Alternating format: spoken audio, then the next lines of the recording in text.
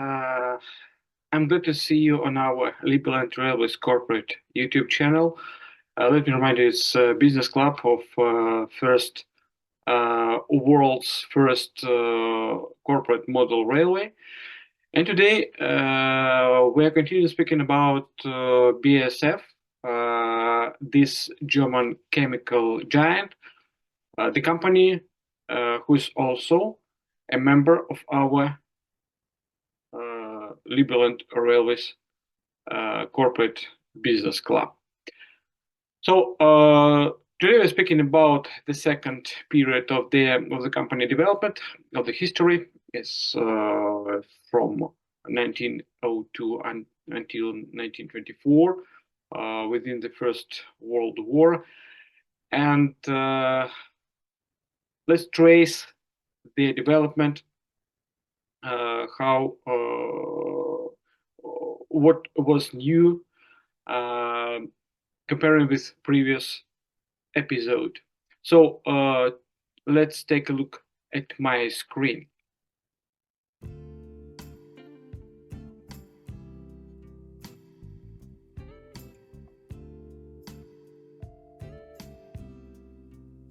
So the period of 1902-1924.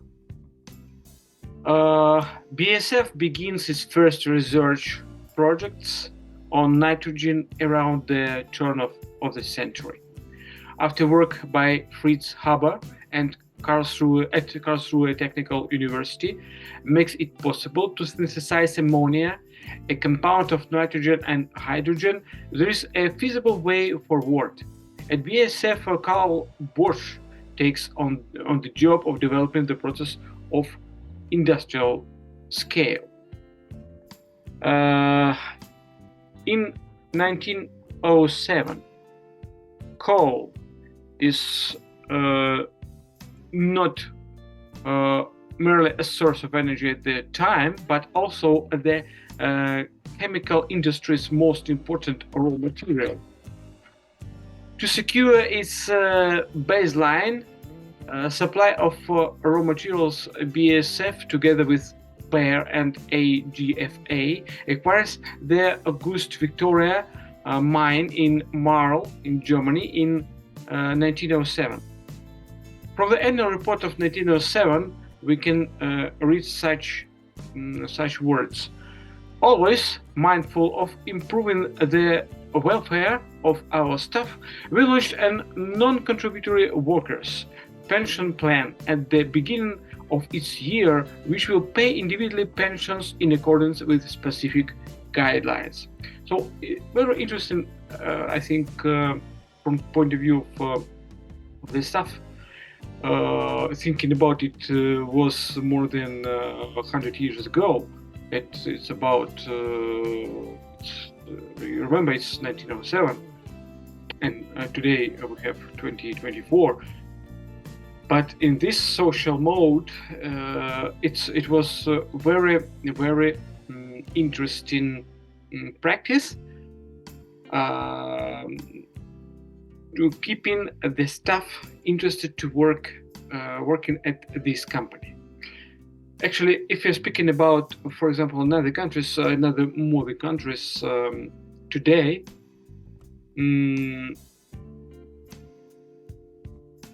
we can't let's say not every country nowadays at our times don't have don't have such social support. Not every company is in every country. I understand, for example, Western countries. It's also okay with social support, but for example, speaking about other countries, African countries, Asian countries, CIS countries, they haven't reached such a level yet, 100 years after. That's very interesting approach. Let's continue. Go on. 1908, BASF takes up research of ammonia synthesis from nitrogen and hydrogen.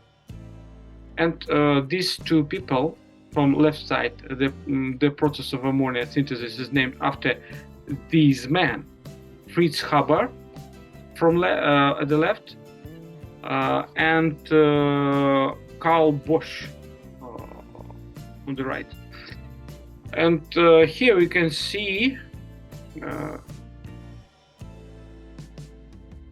BASF factory, BASF facilities at the turn of the century.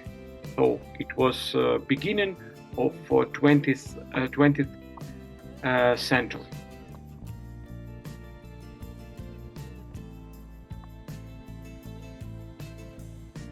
The next one. 1912.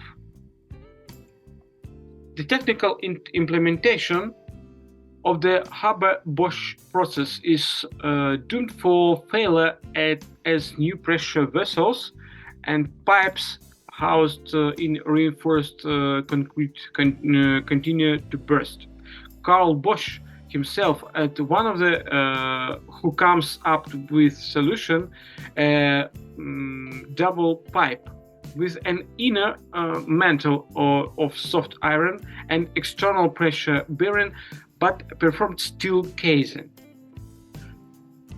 To solve the growing material related problems and the associated safety issues, BASF sets up the chemical industry's first materials testing lab in 1912.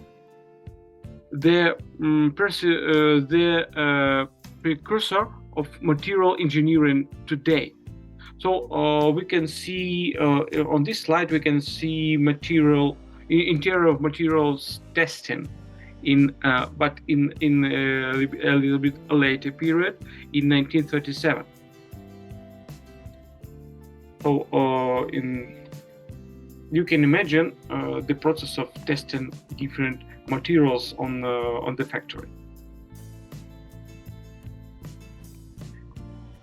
Moving further, 1914.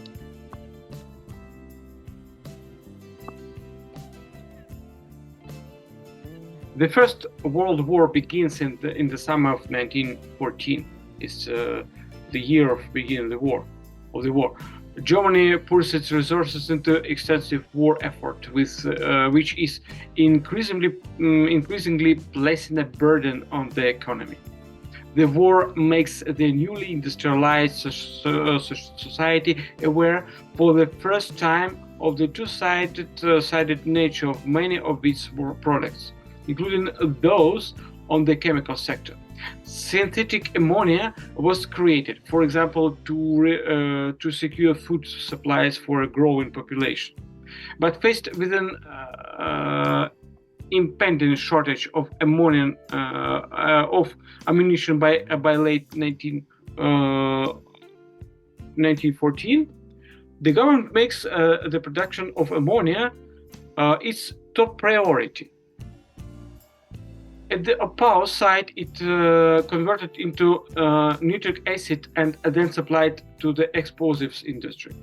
Chlorine and phosgene, major intermediates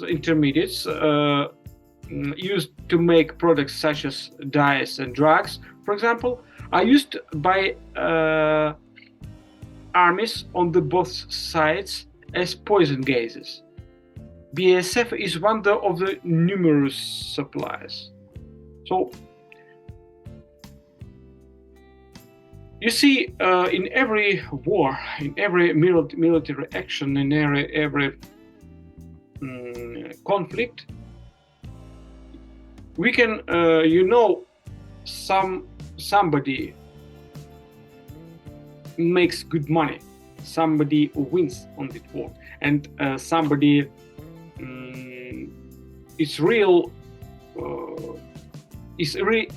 interested. The war continues to go on.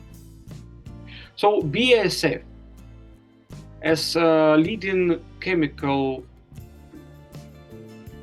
let's say, chemical manufacturer or chemical producer, is of course they are participating in production of weapons and supplies for the weapons, and of course they were interested to participate in the war.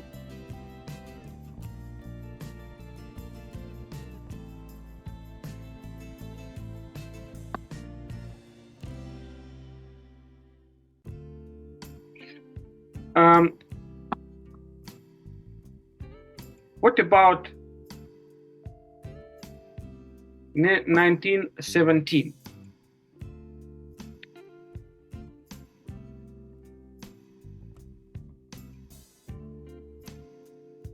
With the Luna plant in Mersburg, Germany, BASF's second plant for ammonia synthesis goes into operation. The first major BASF factory outside of Ludwigshafen. We can see on this reproduction, on this picture, the Luna site near Mersburg in Germany in around 1920. Actually, colorful picture.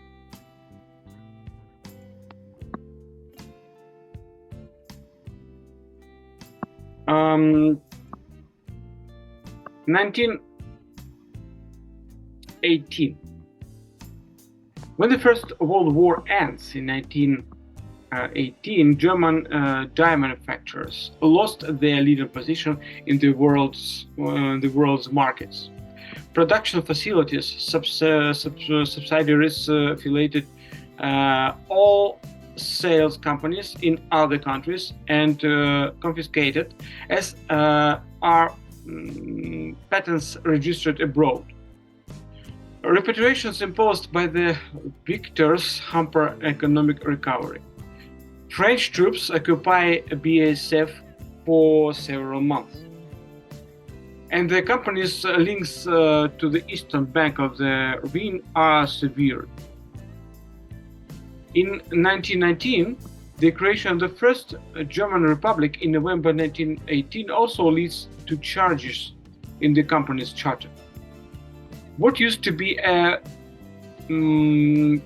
paternalistic approach to relations between the company and its employees, and now replaced by legally mandated co-determination rights for workers.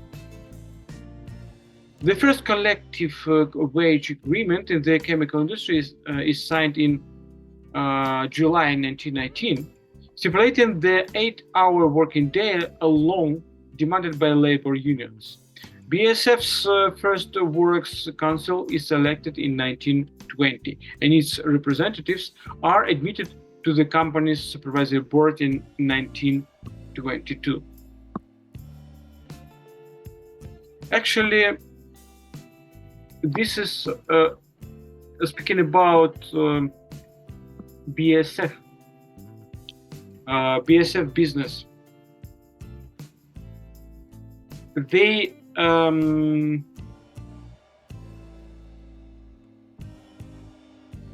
company launched in 19th century. Maybe say in middle 19th centuries. Very, very, very old company. And this company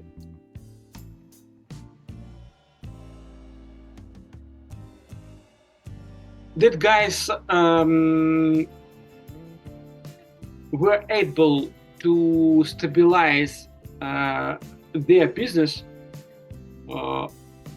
within 2 world wars. But a couple of minutes ago we have spoken about that there were benefits from the war. So the chemical company got benefits because they opened a new market to supply the products as the components of weapons and suppliers for weapons. So I think we will check what will be going on the Second World War in the company history. But I think my opinion is the business was not destroyed only thanks to the wars, because chemical company is needed to run the war.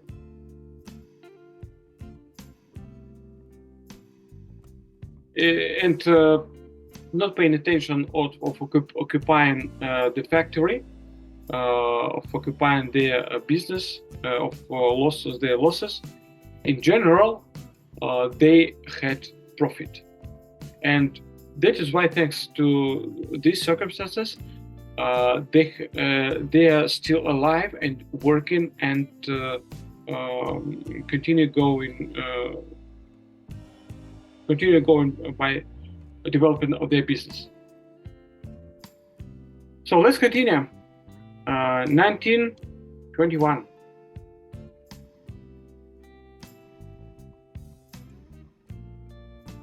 A symphony concert for factory employees marks the beginning of BASF cultural program.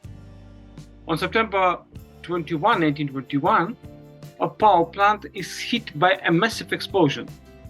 We can see the photo, the picture. Over 500 lives were claimed. The plant and community suffer major destruction. So we can see the power plant after explosion. In 1923, what was happening in 1923? Rising inflation in a legacy of Germany's defeat in the First World War.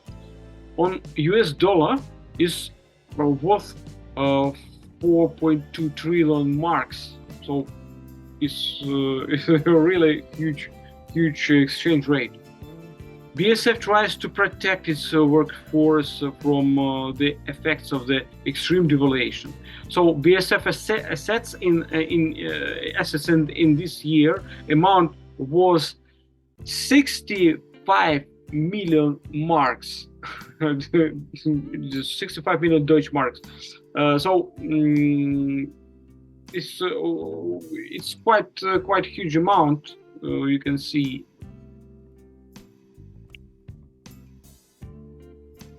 At the height of the crisis in 1923, every war is the reason of subsequent crisis. So, of course, we can see crazy inflation, crazy crisis in 1923, and the company introduces so-called aniline dollar as a form of currency. Following ammonia synthesis, a new high-pressure process is introduced within this period. Namely, the synthesis of methanol developed by Matthias Pierre, one of the guys from that period. So we can see the picture of aniline dollar. For a short time, the most sought after banknote in Palatinate region. So very interesting solution to have such inner currency. In 1924, during attempts to improve the production of synthesis gas with production of ammonia, Blitzwinkler discovers the fluidized bed principle in 1924.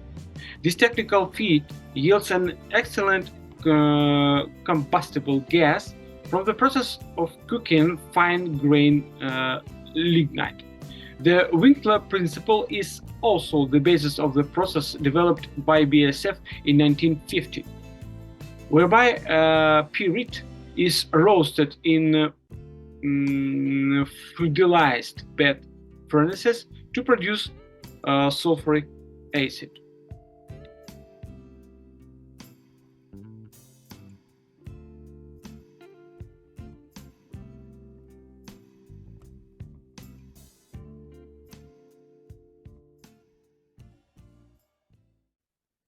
So, ladies and gentlemen, let me finish speaking about the second phase of the development of BASF company of 1902 until 1924. In the next series, in the next part, we'll speak about the development during World War II. So thank you for the watchings, for the interest in of history of BASF. Let me remind you, one of our members of our liberlandrailwayscorporate model railway, and I will be happy if you join us in the next series, in the next part. And now, thank you for the watching, and please subscribe to our channel not to miss the next part. I will be happy to meet you next time. So, bye for now.